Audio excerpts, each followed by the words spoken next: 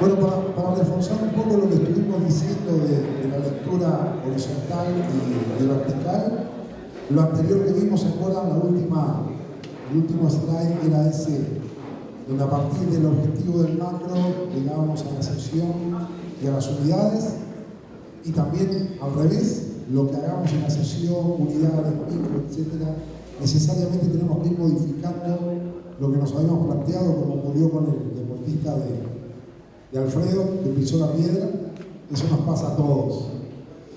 Y aquí hacemos referencia a todas las capacidades y a la necesidad de leerlos en vertical y en horizontal, ¿sí? Pero no solo lo pensemos para un día de entrenamiento, pensémoslo para la semana de entrenamiento, para el meso, para la fase, para el periodo, para el macro, ¿sí? Esto siempre va a estar presente. Tenemos que saber de dónde vengo en función de cuáles fueron las cargas que yo organicé antes, y también saber a dónde voy en función de las cargas o de los objetivos que quiero lograr.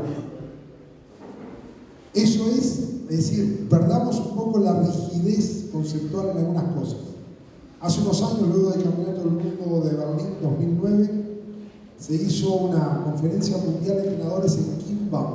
Kimball era el centro de alto entrenamiento de la República Democrática Alemana, hasta que ésta dejó de existir como tal, y allí se hacían y se entrenaban los mejores deportistas de todos los deportes. Y hubo una conferencia, se llamó Conferencia Mundial de Entrenadores en Kimball, luego del Mundial de Atletismo 2009. Y ahí uno de los que habló fue Eckhard Arbeit, jefe de entrenadores en la República Democrática Alemana. Y hablando de su forma de organizar las cargas, y como dije recién, perdamos la rigidez conceptual. Ellos decían que la periodización del atletismo en la República Democrática Alemana la hacían alternativamente, años de periodización simple y años de periodización doble. ¿Por qué? La pregunta. Porque, bueno, el nivel que ellos habían desarrollado hacía que hicieran coincidir los años de periodización doble con los años de Campeonato del Mundo y o Juegos Olímpicos. Si cuando tenían que competir en algo grande, hacían doble periodización, es decir, más cantidad de trabajo específico. Y los años que no habían esos torneos, hacían periodización simple. ¿A qué voy con esto? No tengamos opciones, seamos más flexibles. Entendamos cómo funciona cada cosa, entendamos cuáles pueden ser las consecuencias de una decisión u otra, y tengamos la osadía de probarlo, ¿sí? Obviamente, vimos recién 8 o 10 principios que son válidos e inmodificables. Vimos también conceptos que tenemos que mantener siempre, pero animémonos a organizar las cargas tal vez de otra manera, de una manera más variada, más específica, o apuntando objetivos a mayor largo plazo. Entonces, si yo sé que este año tengo un objetivo y el año que viene no tengo nada, aprovechemos el año que viene para generar una nueva base a partir de la cual generar niveles de forma deportiva aún más altos. Todo esto está muy bien, pero además acá dijimos de que estamos con colegas que trabajan con muchos deportes y además, dadas las características del club, que trabajan con niños y niñas, adolescentes. Entonces también tenemos que referirnos a esto, porque esto es clave. Lo hicimos al principio, resultados en edades tempranas, temprana deserción, sobrevaloración de los resultados deportivos.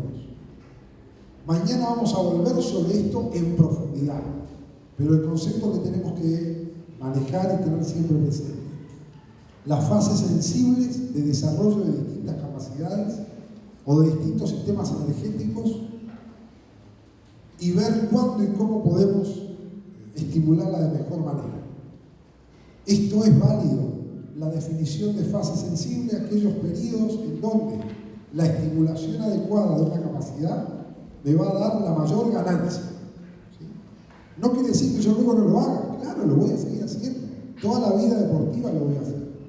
Pero si yo lo hice adecuadamente en determinado momento, en determinada fase de crecimiento y desarrollo, voy a obtener el mejor estímulo y por consecuencia el mejor efecto, que lo voy a ver más adelante. Básicamente aquí están ejemplificadas la parte energética, la parte de fuerza y la parte de velocidad. Y mañana vamos a ir a cada una de ellas. La idea es que sabemos y debemos manejar que las niñas maduran poco antes que los varones, dicho de otra manera, tienen fases sensibles para todas estas capacidades en la misma secuencia, pero anticipadas con respecto al varón, siempre que hablemos de niñas y niños donde la pubertad se instaura en los momentos o en las edades más o menos promedio. Hay niñas y niños de un desarrollo sexual anticipado y hay niñas y niños con un desarrollo sexual retardado, pero si hablamos en términos generales y porcentualmente mayores, las niñas, reitero, comienzan su pubertad un año, año y medio con anticipación respecto a los varones. Sabemos muy bien que ese inicio de la madurez sexual está regido por dos sistemas, sistema endocrino y sistema nervioso, y ellos son los que controlan los cambios que se dan a nivel orgánico. Básicamente, ¿por qué? Por la mayor secreción de determinado tipo de hormonas, que son las hormonas anabolizantes.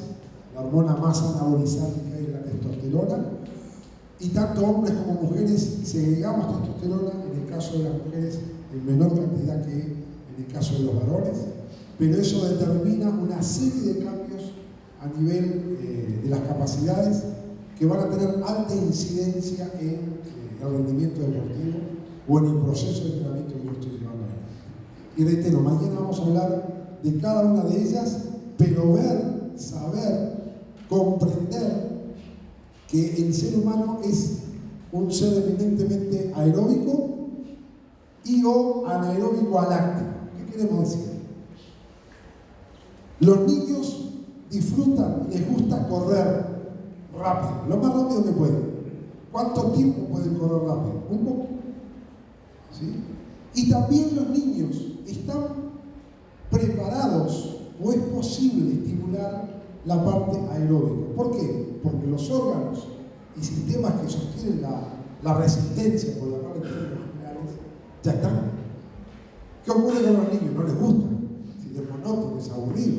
Pero bueno, tenemos que generar estímulos, juegos, actividades que permitan hacer un trabajo continuo también con niños. ¿Qué es lo que no hacemos con los niños o no deberíamos hacer? Por eso está mucho más clarito acá. Es la parte lactancia. Porque luego, solamente luego de instaurada la pubertad, a partir de los 12, 13 años, recién comienza a haber un componente que son las enzimas que trabajan en ese sistema anaeróbico láctico, que les permiten comenzar a usar ese sistema también para regenerar el ATP. Dicho de otra manera, con los niños, corto y rápido o largo y lento para los niños. Es decir, el largo y lento es el volumen, debe ser adecuado a niños de 5, 6, 7, 8, 9, 10 años. ¿Sí? No es el 40 minutos por día de los adultos, pero sí estimulemos esas capacidades. Lo mismo pasa con las manifestaciones de fuerza, ¿sí? Y lo mismo pasa con la velocidad. ¿Los niños se mueven rápido? Sí. ¿Corren rápido? También. ¿Los niños corren rápido con una gran amplitud, con una zancada muy larga? No, porque no pueden. Y mañana vamos a ver cómo diferenciamos frecuencia y amplitud. Vamos a hacer trabajos prácticos para eso. ¿Los niños son flexibles? Sí, mucho. Muchísimo, es tal vez la capacidad que tienen más desarrollada. Hay una primera fase sensible para la reacción, para la velocidad de segmentos y también para la frecuencia. Es decir, los niños se mueven muy rápido, son capaces de correr en base a pasos muy frecuentes. Bueno, estimulemos eso. ¿Sí? Vamos a ver cómo usamos todo esto mañana para el desarrollo de la velocidad. Y ahora nos vamos a integración de capacidades. ¿Sí? Recordamos, integración, cómo una capacidad es entrenada con respecto a otras en el año.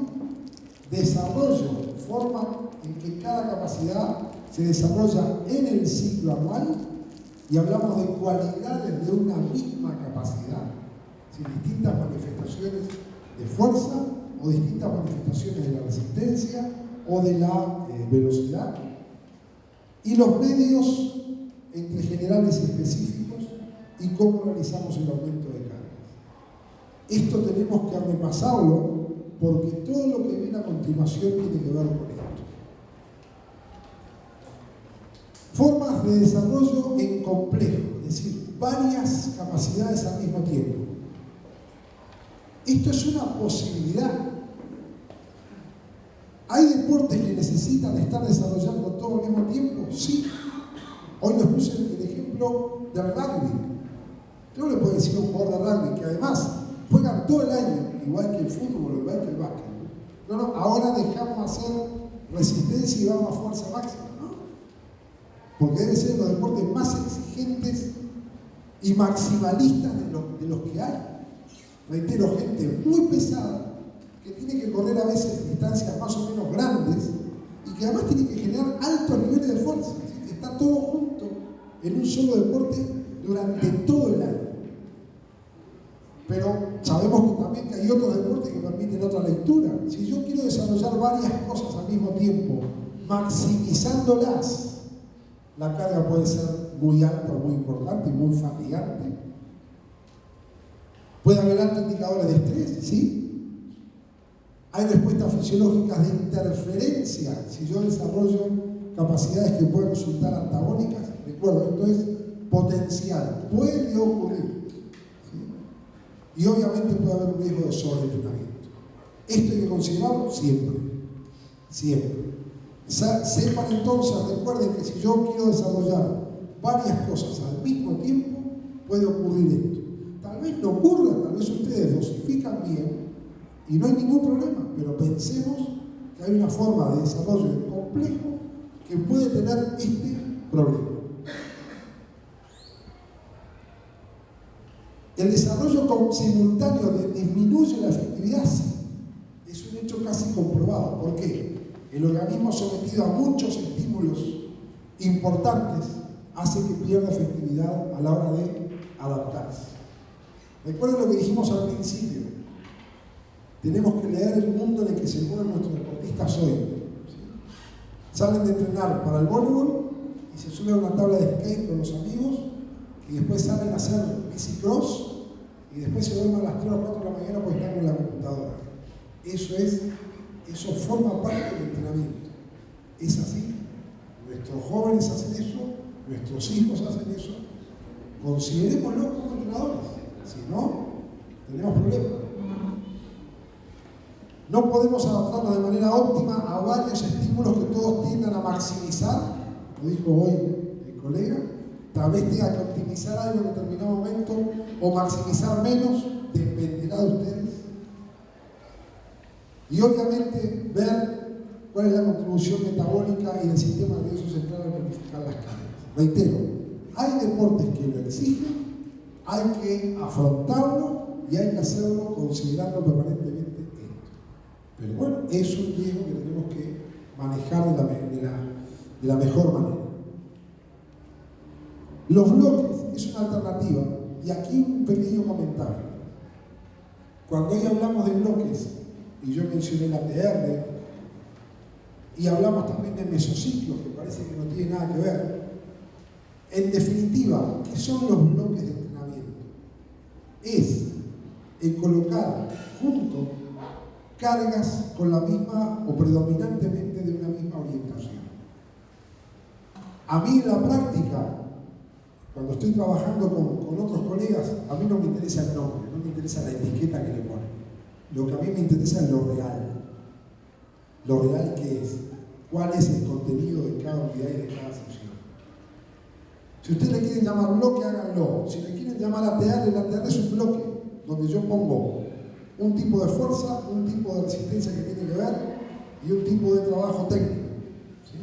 Pero son bloques, es decir, trabajo primero una cosa, luego vamos a ver cómo transito a la otra fase de acumulación, transformación, realización. Pero son bloques en sí. Un mesociclo también es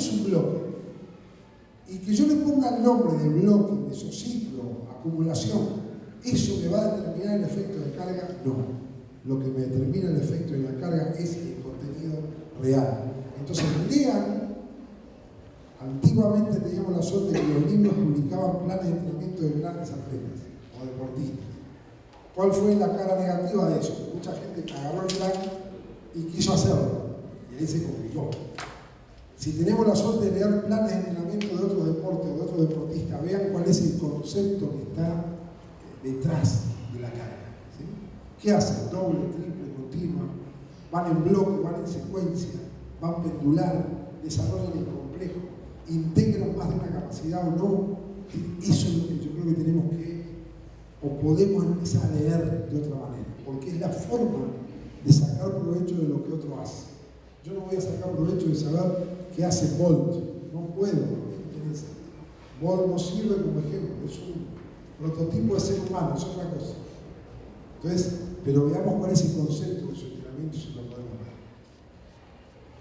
ver. Entonces, carga de entrenamiento con cargas concentradas y especializadas, con una coherencia metabólica y central. Esto es clave.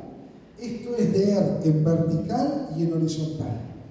Si ustedes quieren desarrollar fuerza, un tipo de resistencia, un tipo de técnica, sí lo pueden hacer, pero yo no puedo hacer fuerza explosiva, capacidad aeróbica y técnica completa. No.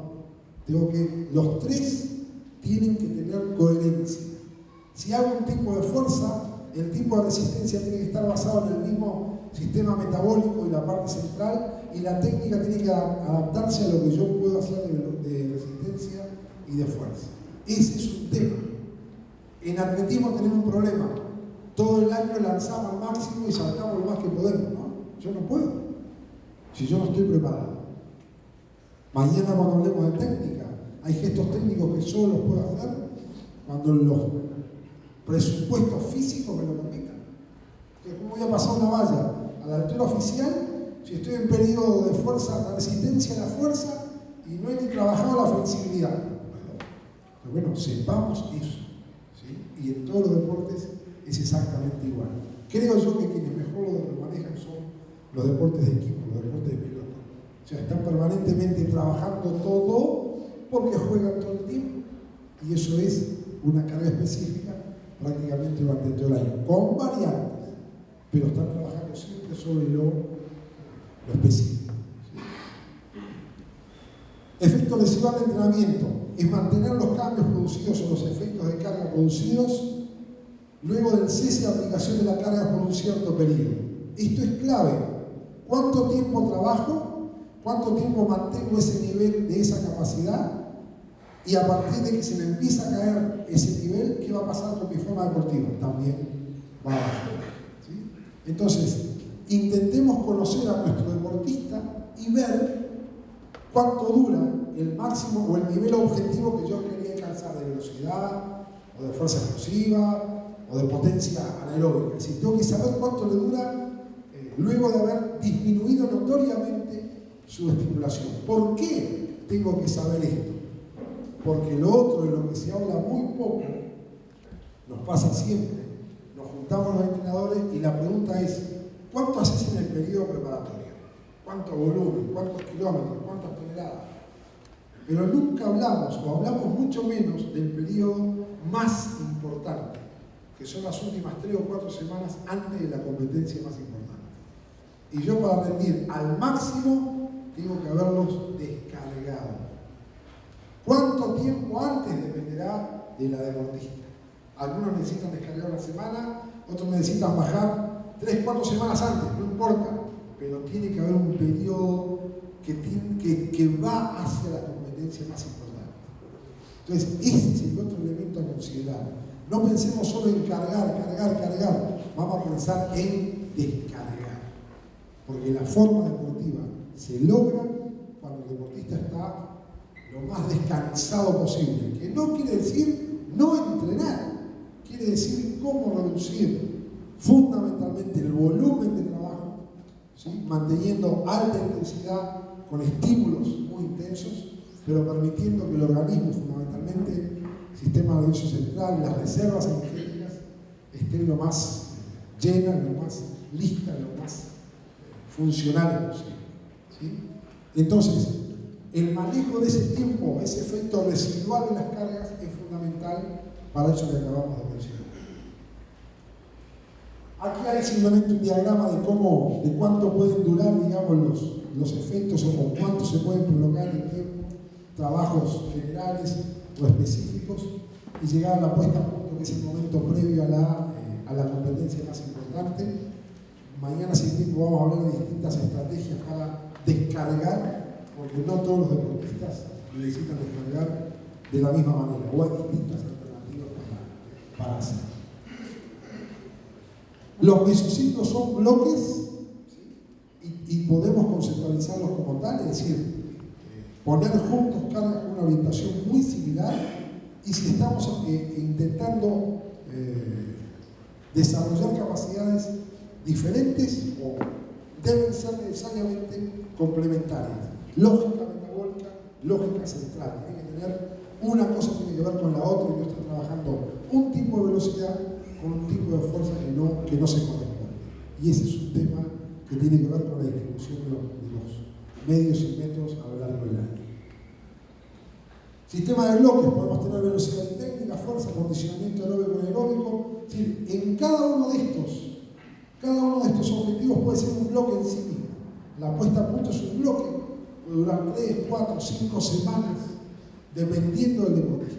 Pero los podemos conceptualizar como un trabajo con una orientación muy estrecha, digamos, muy angosta, para trabajar sobre eso y permitir la supercompensación, la regeneración de todo el organismo, ¿sí? Cuando hablamos de ATR, el método de acumulación, el método de transformación y el método de realización. Es también una idea de bloque. Agrupar cosas similares al mismo tiempo en el mismo periodo. Bien, alta concentración de cargas de entrenamiento, bajo número de capacidades o habilidades dentro de un mismo bloque, desarrollo consecutivo de varias capacidades. Cuando veíamos el dibujito lateral tenemos un tipo de resistencia seguido de otro tipo de resistencia y luego la parte más específica, ¿sí? Eso va unido con otras capacidades que tienen coherencia con ese tipo de resistencia, por ejemplo. Posibilidad de utilizar bloques especializados de duración variable. Esto es muy usado, creo que en Sudamérica o en Latinoamérica los primeros que comenzaron a hablar de esto fueron los colegas cubanos, con el PDC, ¿no?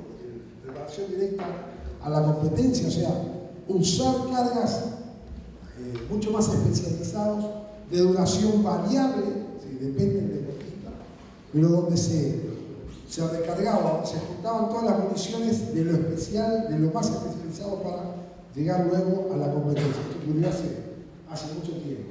Y siempre estamos considerando el efecto residual de las cargas, es decir, el nivel que yo he logrado, cuánto me dura antes que comience a disminuir el nivel de alguna de estas capacidades.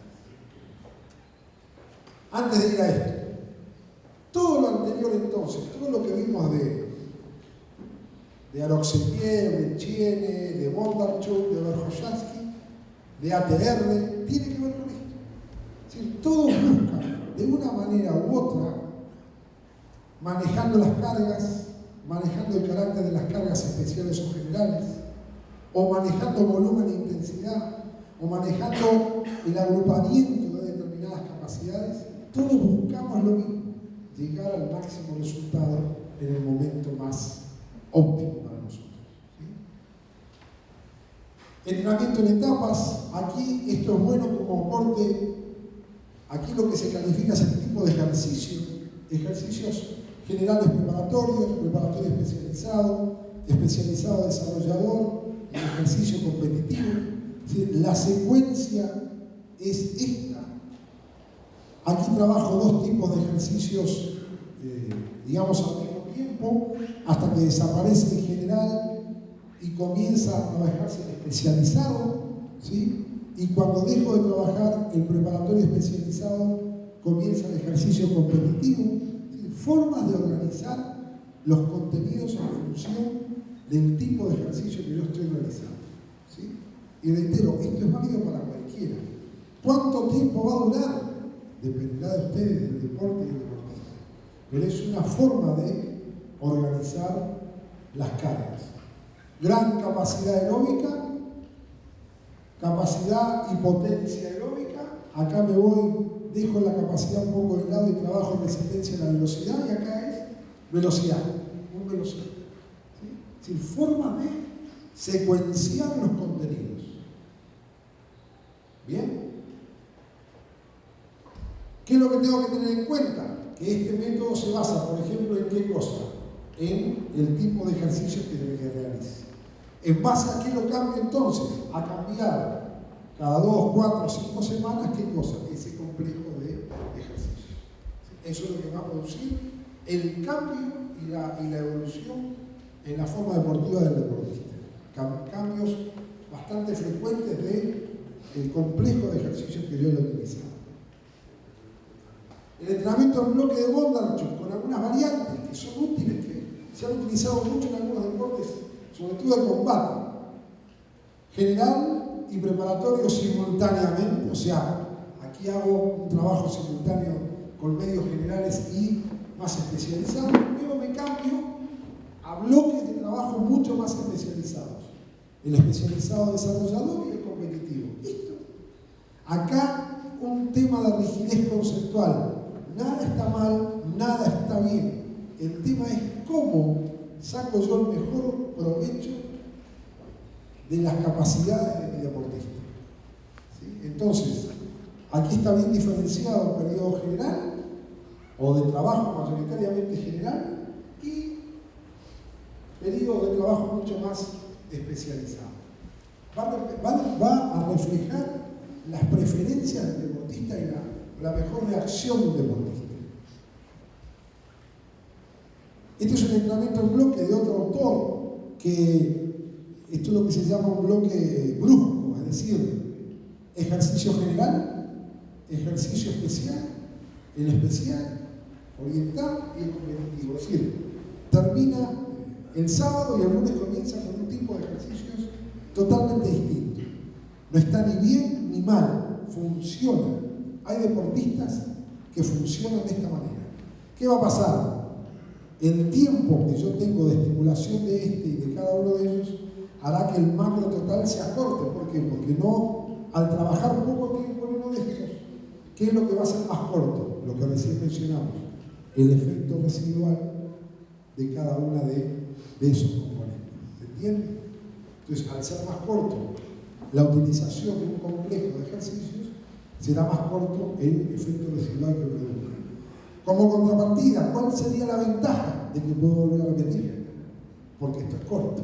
Entonces, adáptenlo a su atleta, a su deportista, a su deporte.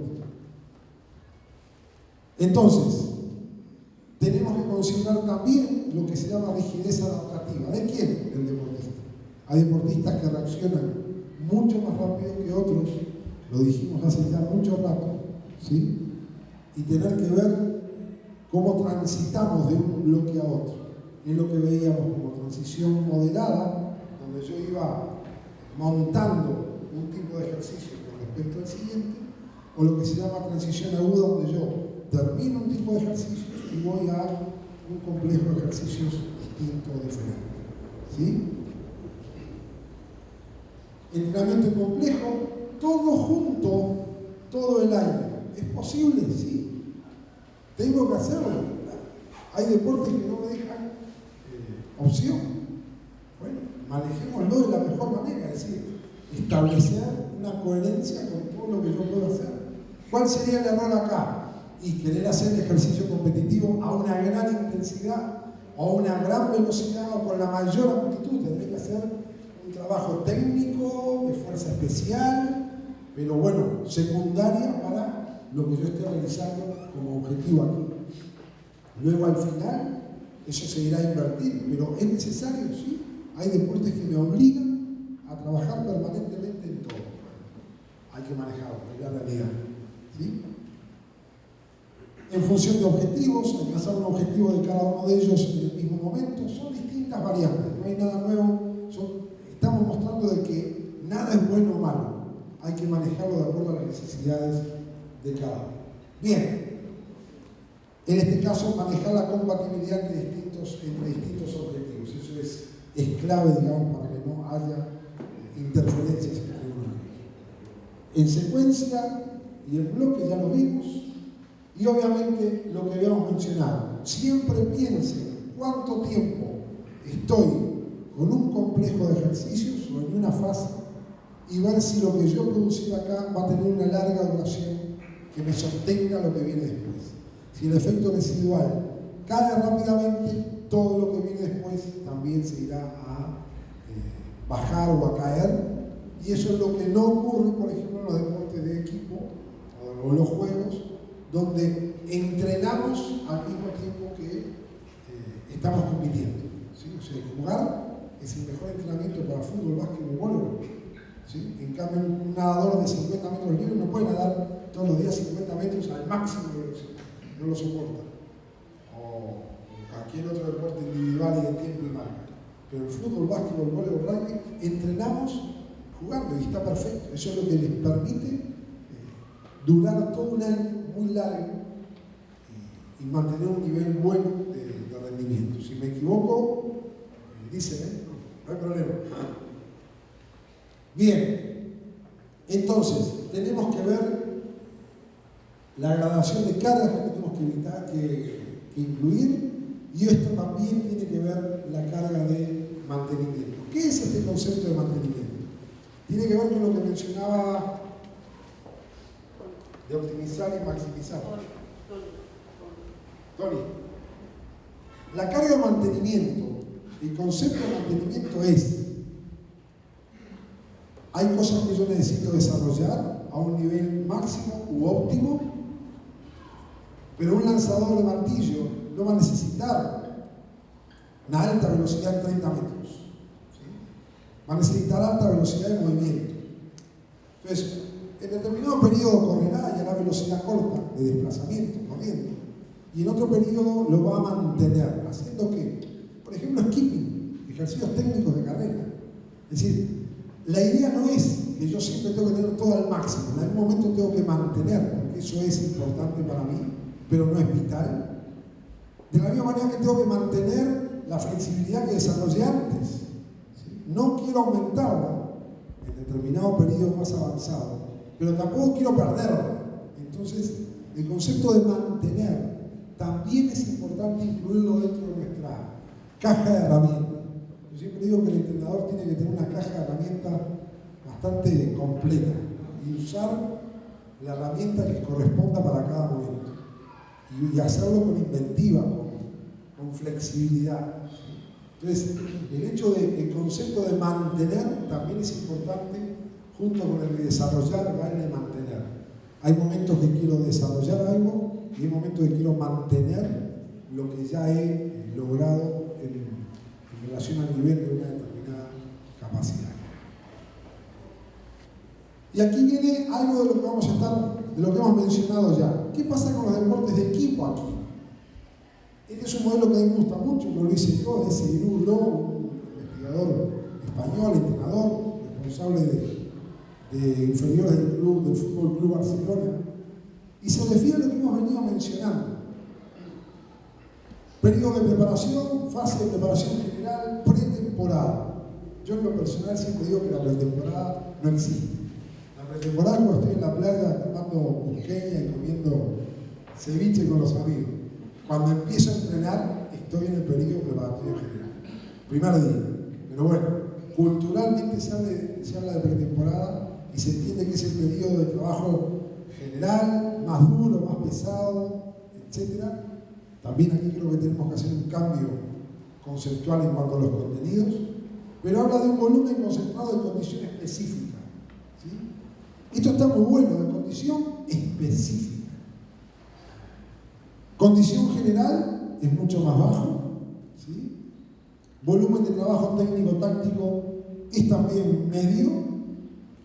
Y volumen de condición genérica es este de acá, perdón, y la intensidad aquí es media al principio, luego va a bajar y luego va a ir subiendo a medida que la temporada avance.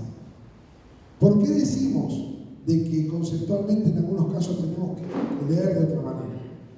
Yo me acuerdo cuando era muy joven, el Uruguay es un país futbolero como la mayoría de Sudamérica.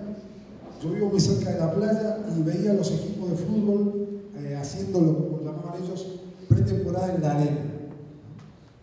Y era la época que había menos competencia y podían hacer una pretemporada de mes y medio, 2 meses. Algunos se iban a Rocha, que queda en el este del país, con dunas de arena muy bonitas, muy grandes.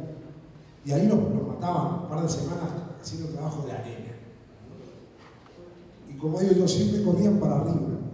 Entonces, ¿se imaginan un jugador de fútbol corriendo en la arena 2, 3 semanas, duro, para arriba, y ponían cubiertas de autos y chalecos lastrados, Después empezaban a jugar y demoraban 2 o 3 meses en ponerse más o menos rápido.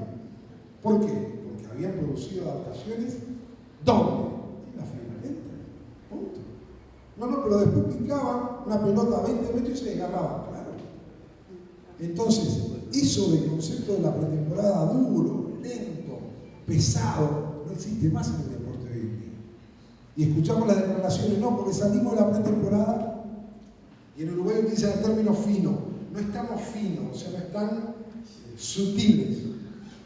Si no está sutil, hay algo que anduvo mal. O sea, yo no quiero que hagas tu mejor partido saliendo de este periodo preparatorio, pero no puedes decir que no estoy fino. Si además se pasa todo el día con la pelotita. O sea, ¿cómo es la cosa?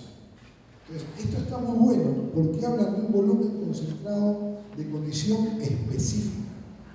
Como no queremos maximizar, ¿cómo el jugador de fútbol no va a hacer velocidad del primer día?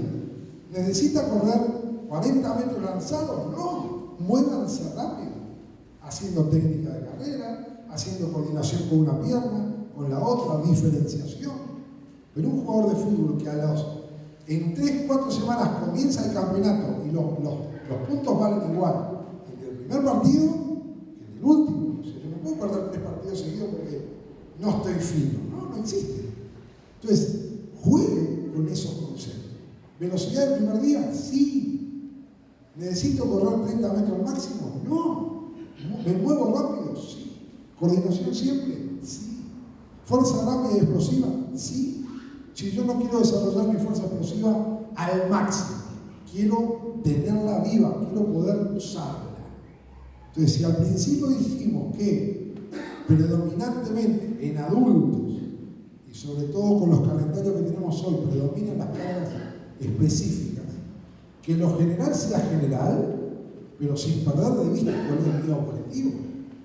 Entonces, ahí está el tema. Ver cómo hacer que esto sea real. Por más que yo le ponga la etiqueta, si el contenido no refleja esto, no estaré teniendo ¿qué cosa? El efecto de carga que yo me he propuesto. Y hoy también lo dijimos, para los deportes de equipo es básica la microestructura, es decir, el microciclo. ¿Por qué? Porque yo de lunes a domingo tengo otro partido. Jugué el domingo, ¿sí? Y vuelvo a jugar el sábado o domingo que viene. Y eso se repite todo el año. Y a veces juego también martes o miércoles, ¿sí? Y básquetbol, que hablar, porque juegan más también. Entonces, ¿cuál es mi unidad estructural? El mesociclo no, es la semana.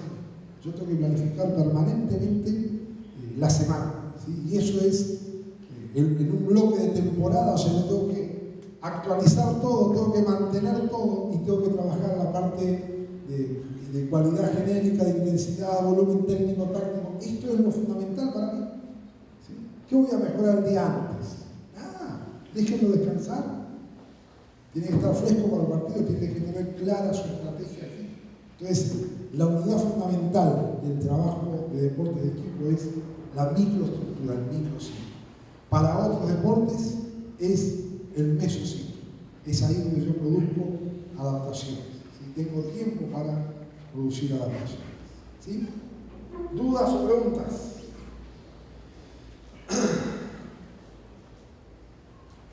Bien.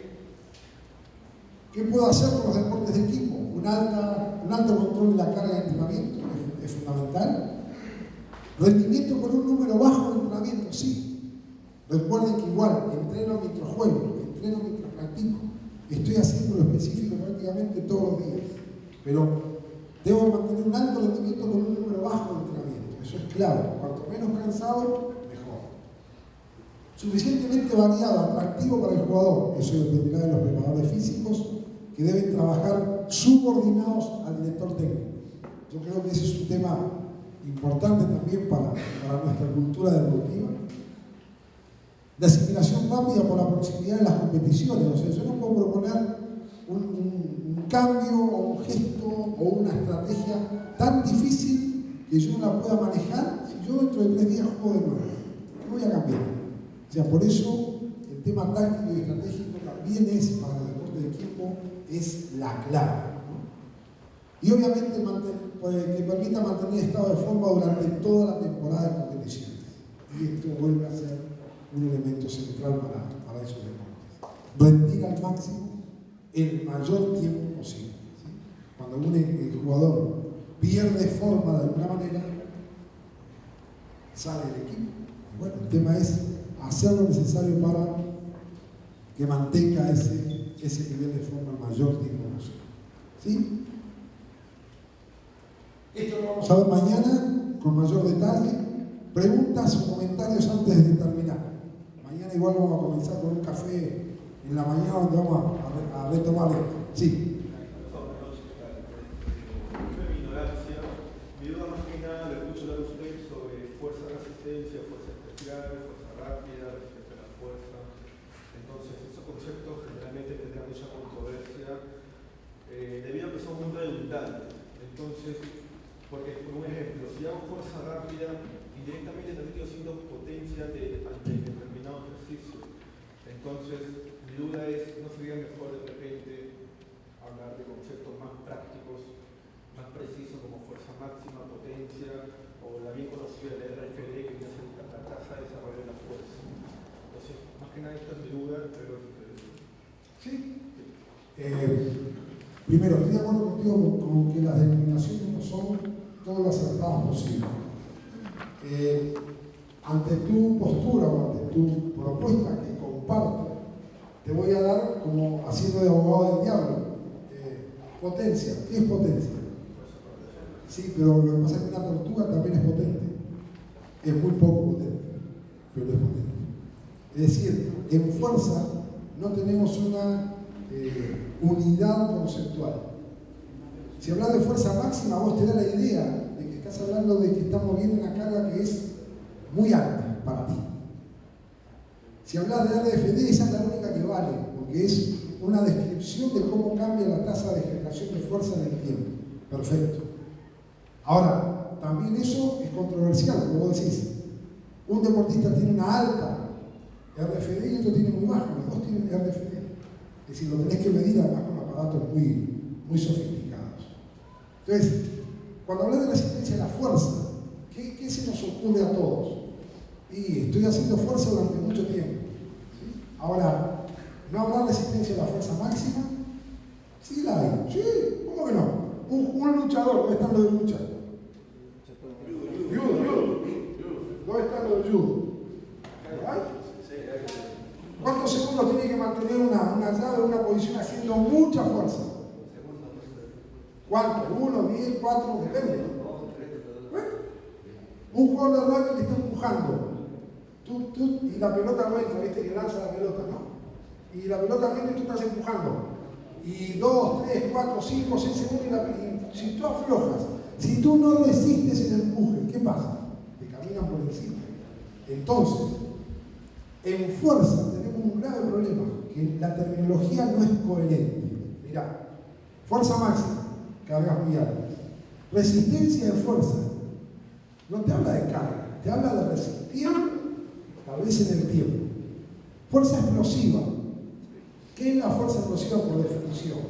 La posibilidad de acelerar un movimiento que ya ha sido iniciado. ¿Dónde? En la RFD. ¿Qué es la fuerza veloz? Todo es veloz. Reitero, una tortuga tiene potencia, muy poco, pero tiene. Entonces, comparto tu inquietud, vamos a buscarle la vuelta, pero por ahora se manejan esos términos como los únicos que hay. Yo solamente vi una denominación que decía fuerza ante cargas máximas, fuerza ante cargas medias, fuerza ante cargas muy ligeras. Ahora, mi pregunta es, ¿qué haces vos con una carga ligera? ¿La movés al máximo o haces 200 repeticiones? Podés hacer lo que quieras. Es decir, en fuerza tenemos el problema de que no podemos unificar la denominación. Y estoy de acuerdo contigo. O sea, bueno, mañana vamos a explicar cada una de estas fuerzas para ver luego en la práctica cómo la desarrollamos. Pero es verdad que tenemos una carencia en los nombres. Pero donde no podemos tener carencia es en saber cómo desarrollar las fuerzas con determinadas cargas y a determinada intensidad, que es mi objetivo. Eso sí no podemos equivocarnos, porque ahí el que lo va a pagar es el deportista. ¿Algo más? Sí. Dos cosas. Ya que está hablando de fuerza, una pregunta. ¿Sería más la conceptualización de resistencia a la fuerza rápida partiendo del análisis de mi deporte? De que necesito hacer durante mucho tiempo muchos estímulos de alta intensidad, de alta ejecución de movimiento, de desplazamiento. Por tanto, en mis trabajos de fuerza también tengo que tener la conceptualización clara de que tengo que trabajar una resistencia a ese estímulo de fuerza rápida. Sí, o definitivamente. sea, aunque no está en ningún lugar del mundo escrito, pero yo tengo claro que... Pero tampoco... Porque todo el mundo te dice, fuerza rápida, un máximo entre 4-6 repeticiones, entre tanto y tanto, pero yo con 4-6 repeticiones trabajo 5 segundos y mi rally no duran 4 o 5 segundos. Nada, no. Existe, por eso yo dije al principio una cosa que tampoco está. Yo dije, para mí hay tantos tipos de fuerza como gestos deportivos tenés que hacer. Y eso es así. O sea, porque la fuerza que hace un jugador de rugby no tiene nada que ver con el que hace alguien que juega tenis y con la que hace alguien que es boxeador. O sea, entonces, ¿que lo vamos a entrenar 3-4 repeticiones? No. Si un boxeador lanza 250 golpes por round y tú cada vez que lanzas un golpe querés terminarlo. Entonces, la conceptualización de resistencia A existe, claro que sí. Lo mismo que resistencia a la fuerza máxima. O sea, tenemos que ponerla en la caja de herramientas. Que lo necesite o no, bueno, es otro tema. Pero sí, de acuerdo, Tony, tiene que estar ese concepto de resistencia a la fuerza rápida o a la fuerza explosiva. ¿Cuántos saltos hace un bloqueador en voleibol? ¿Por partido o por set? 200. ¿No hay nadie de voleibol? De bloqueo, 40-50. Por set. Claro. Entonces, más allá de que no es uno tras otro, pero si tú si empezás a perder altura en el bloqueo, te van a desarmar. Entonces, veámoslo más ampliamente. Sí, ese concepto está. Y mi segunda pregunta es, ¿sería un error metodológico, partiendo en mi temporada, haciendo un análisis, hacer dos tipos de planificaciones distintas con dos modelos distintos? No. O sea, yo tengo una primera parte de temporada en que tengo una competencia en 20 semanas y después tengo 25 semanas, 12 competencias. Sí, es correcto hacerlo así. Entonces Tú puedes decir, en la primera mitad hago secuencial, si querés, desarrollo, y luego hago bloques cortos, tac, porque estás compitiendo cada 10 días, cada 2 semanas. Eso es correcto. No es un disparate metodológico, siempre y cuando tengo claro contenido de trabajo acorde a mi realidad competitiva. Eso es salir de la rigidez conceptual. Claro que tenés que hacerlo, porque además hay deportes que van así. Entonces tú dices, bueno, yo acá hago un aumento lineal de cargas, o sea, empecemos a juntar todo. Al principio no compito, bueno, hago todo tradicional, medio preparatorio, aumento lineal de cargas, desarrollo las capacidades complejas o en secuencia, es tu problema, pero ahora yo después, acá sé que tengo 8 semanas donde compito cada 2 semanas, bien, bloques de 2 semanas, incluyendo lo que no hemos visto todavía porque va mañana, que son las dinámicas, o sea, siempre hablamos de 3-1, 4-1, 2-1. ¿Cuándo hablamos de 3-1? Para abajo. Y ahí están, en ese ejemplo entraría. ¿Qué te interesa a ti? Que llegue descansado. Yo sé que cada 2 semanas compito, bien. El primer micro es durito y luego bajo. ¿Y qué me está sirviendo de efecto entrenante? ¿La competición propia? Sí, pero además sabés que tenés un efecto residual que te va a durar esas 6, 8 semanas. Con la primera planificación. Claro, porque fue larga, porque fue, digamos, ortodoxa. Entonces ahí yo sigo, tengo plata en el banco. Si se me cae eso, calculamos mal y empezamos nuevo. Pero sí, o sea, es bueno, digo, bueno no, es lógico combinar dos abordajes. Claro que sí. Sí, sin problema. Gracias. ¿Algo más?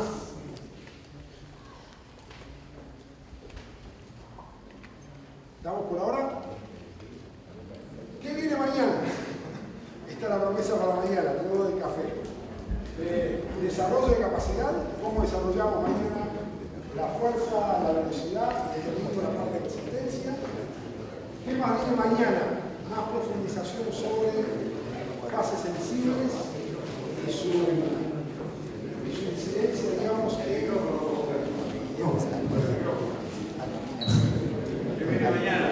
¿Qué viene mañana? Lo del desarrollo de capacidades, velocidad, fuerza, viene mañana, lo mismo resistencia. También hablar más de los jóvenes deportistas y cómo o qué hacer en cada uno de los momentos. Y lo que recién le mencionaba Tony, dice, bueno, ¿qué pasa con esto? Esto está siempre presente. ¿Qué hay aquí? Hay ejemplos, esto es un periodo mesociclo 1, mesociclo 2, siempre ascendente. Bueno, vamos a ver que también más adelante en la temporada existe lo que se llama dinámica descendente, que es lo que me permite recargar, lo que me permite preparar, lo que me permite descargar al deportista para que compita de la mejor manera, o antes de un torneo importante. Entonces, esto es lo que va a ir para el día de mañana.